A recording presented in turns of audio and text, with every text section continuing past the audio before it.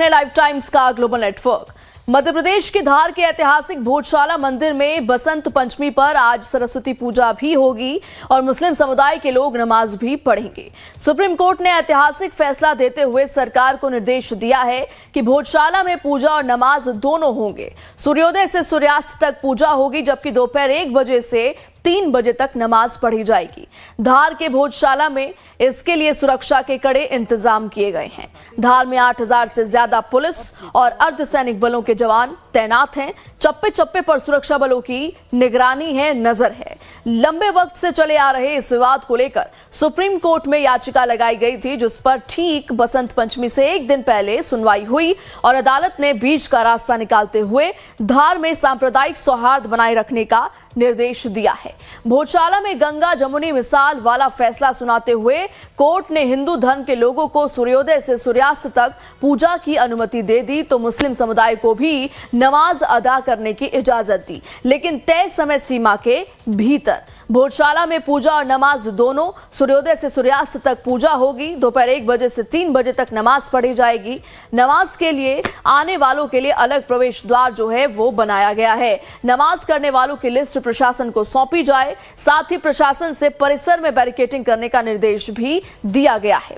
Hindu front for justice की ओर से दायर याचिका में मांग की गई थी कि बसंत पंचमी के दिन यानी शुक्रवार को सिर्फ हिंदुओं को मां सरस्वती की पूजा की अनुमति दी जाए और मुस्लिम समुदाय को नमाज अदा करने से रोका जाए। लेकिन इस पर मुस्लिम कमेटी की ओर से पेश वकील सलमान खुर्शीद ने दलील दी कि पहले भी 3 बार बसंत पंचमी शुक्रवार को पड़ चुकी है। जुम्मे की नमाज दोपहर 1 से 3 बजे तक होती है। हम 3 बजे तक जगह खाली कर देंगे। इतनी देर के लिए हिंदू लोग बाहर भी पूजा कर सकते हैं। लेकिन याचिका पर सुनवाई करते हुए CJI Suryakant, justice Joy Mallya Bagchi और जस्टिस विपुल एम पंचोली की बेंच ने बीच का रास्ता अपनाया। हिंदू पक्ष को बसंत पंचमी पर पूरे दिन सूर्योदय से सूर्यास्त तक पारंपरिक अनुष्ठान करने की अनुमति दे दी, लेकिन नमाज के समय 1 से 3 बजे तक एक अलग जगह मुहैया कराने का आदेश दिया। इसका मतलब यह हुआ कि दोनों समुदाय के लोगों के आने जाने के लिए एंट्री और एग्जिट के अलग अलग रास्ते होंगे, ताकि सब कुछ शांतिपूर्ण ढंग से खत्म हो सके। कोर्ट ने मुस्लिम पक्ष के लोगों से यह भी कहा था कि जिला मजिस्ट्रेट को नमाज के लिए आने वाले लोगों की अनुमति संख्या बतानी होगी, ताकि पास जो है वो जारी किए जा सकें और अलग एंट्री एग्जिट का इंतजाम हो सके। फैसला है जो भोजशाला का मामला पिछले 4 साल से माननीय सर्वोच्च न्यायालय में लंबित था, आज उसका पटाक्षेप करते हुए माननीय सर्वोच्च न्यायालय ने हिंदू पक्ष के एक एप्लीकेशन का, जिसको बसंत पंचमी के दिन, आज का जो इस बार का जो बसंत पंचमी वो शुक्रवार को पड़ रहा है और उस भोजशाला के कैंपस में मस्जिद भी है, तो जुमे की नमाज भी अदा होगी। तो लॉ एंड ऑर्डर को देखते हुए हम लोगों ने मांग की थी कि इस शुक्रवार को वहां नमाज अदायगी का मौका नहीं मिलना चाहिए, उससे लॉ एंड ऑर्डर खराब होगा।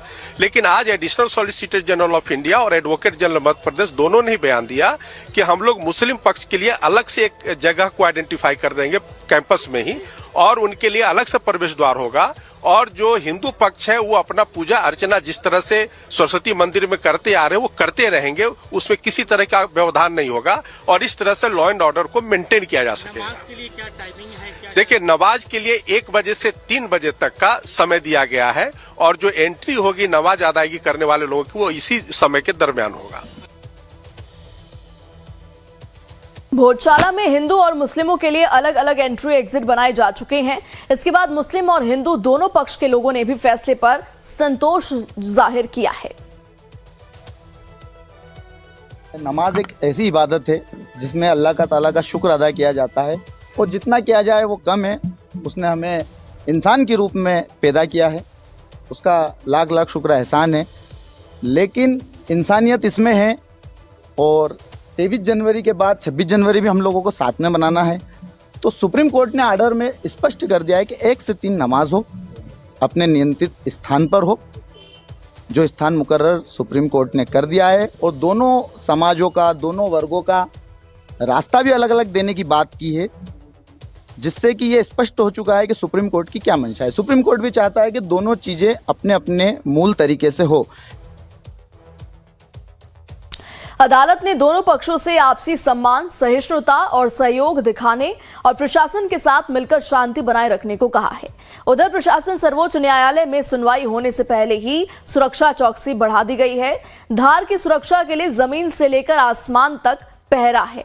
करीब 8000 पुलिस जवानों की तैनाती की गई है, जिनमें से 4000 जवान बुधवार रात ही मोर्चे पर तैनात हो गए हैं।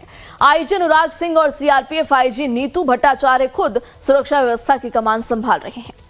तकनीक का इस्तेमाल करते हुए पुलिस ने पहली बार भोजशाला की 3D मैपिंग कराई है। जी हां, इसके अलावा 300 मीटर के दायरे को नो फ्लाइंग जोन घोषित कर दिया गया है। इसका मतलब इस दायरे में drone, UAV, paragliding, hot air balloon सहित किसी भी तरह की उड़ान पर पाबंदी है। सीसीटीवी और ड्रोन से चप्पे चप्पे की निगरानी की जा रही है।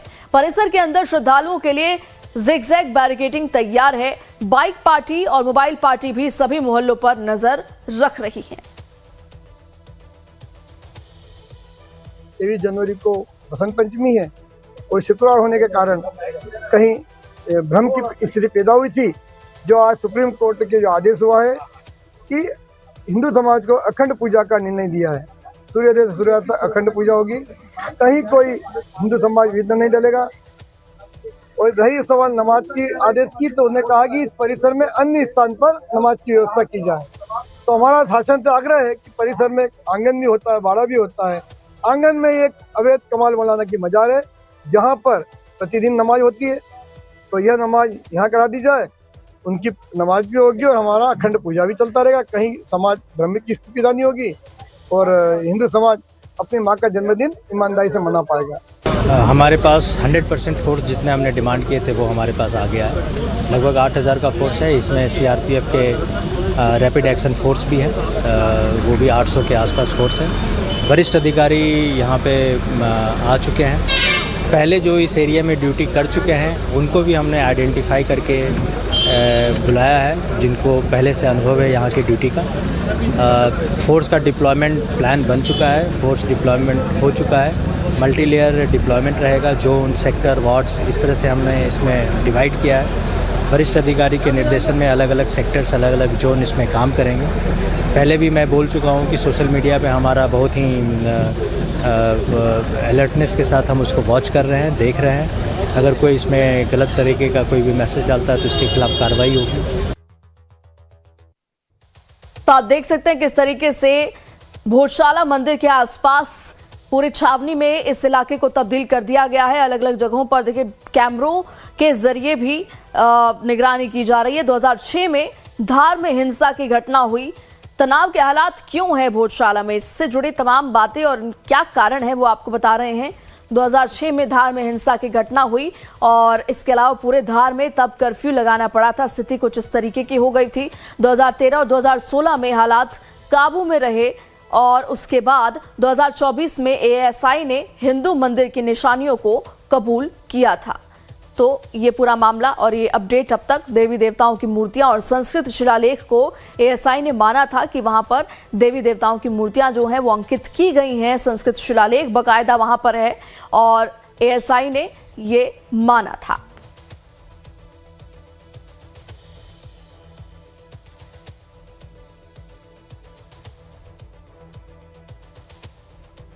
धार भोजशाला में हिंदू समुदाय की पूजा अर्चना की तैयारी शुरू हो गई है। भोजशाला के मुख्य गेट पर रंगोली बनाई जा रही है। धार भोजशाला में पुजारी और अन्य लोग मां सरस्वती और अन्य देवी देवताओं की फोटो लेकर पहुंचे हैं और पूरी सुरक्षा जांच के बाद अंदर प्रवेश किया जा रहा है। यानी कि कुल मिलाकर तैयारियां जो है वो पूरी कर दी गई है। देखिए किस तरीके से जिगजैग बैरिकेडिंग्स लगाए गए हैं यहाँ पर, क्योंकि समय बांटा गया है हिंदू और मुस्लिम समुदाय में। एक तरफ सूर्योदय से ही शुरुआत हो जाएगी जब हिंदू समुदाय यहाँ पर पूजा पाठ कर सकते हैं, तो वहीं मुस्लिम समुदाय के लिए 1 से 3 बजे तक का जो समय है वो तय किया गया है जब वो यहाँ पर आकर के नमाज पढ़ सकते हैं।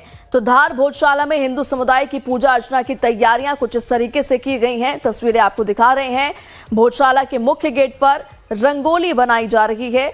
और तैयारियां पूरी की गई हैं। धार भोजशाला में पुजारी और अन्य लोग मां सरस्वती और अन्य देवी देवताओं की फोटो लेकर के पहुंचे हैं। देखिए, सबकी एक एक करके चेकिंग भी हो रही है। चेकिंग करने के बाद ही इन्हें अंदर प्रवेश दिया जा रहा है। और उसके अलावा जिगजैग बैरिकेडिंग, जिसका जिक्र हमने पहले किया, यहां पर चाक चौबंद तैयारियां कर दी गई हैं, यानी भी किसी भी तरीके से जो है स्थिति नियंत्रण में रह सके, इसलिए यहां पर चप्पे चप्पे पर पुलिस फोर्स की तैनाती है। और देखिए, देवी देवताओं की मूर्तियों को और फोटो को लेकर के लोग मंदिर में पहुंच रहे हैं और इसी तरीके की तस्वीर सुबह से धार से देखने को मिल रही है। पूजा करने का है और अखंड पूजा करने का है। कब तक सूर्योदय से सूर्यास्त? सूर्योदय से सूर्यास्त तक। आज का महत्व क्या रहता है पूजा अर्चना करने का? आज का बहुत महत्व है। सरस्वती माता का मंदिर है, ज्ञान की देवी हमारी, इससे इसके पूजन करने से हमको सबको ज्ञान मिलता है। क्या कहेंगे, भक्त बड़ी संख्या में आज बहुत बहुत बड़ी संख्या में आएंगे आज भक्तों। तो क्या अपील करेंगे? शांति शांति, बिल्कुल शांति से करना चाहते हैं।